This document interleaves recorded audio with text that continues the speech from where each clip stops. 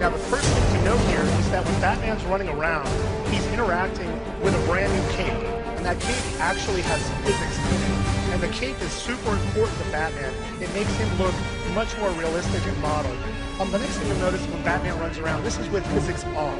The environment looks cool and it's got that nice Batman look to it, but it's a little bit flat. Now with physics on, what you're going to see is all of this kind of atmospheric fog. And the fog reacts realistically to the motions of the characters.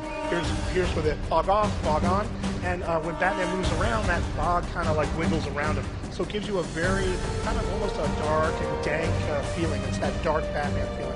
Now here's another example. What's happening on the bottom is the fog is reacting to the geometry of the building. So it's not just animated, it's actually simulated next to the building. Now here we're showing you those soft shadows. So if you look at it closely, the shadows when they're close to the bars are very sharp, and when they're further away, they kind of get that muddy, soft look. Here's what it's without, and this is with it on. So you can get that sense of much more atmospheric, much more realistic, a lot more, Gotham City, right? Now, this game takes place in a critical time. It's the winter time. It's actually Christmas. And what you can see is the snow and the weather effects are key. So in this scene, we're showing you particle effects that are the snow. And you can see how that little white stuff almost kind of makes it look blistery. That all reacts to Batman's motion.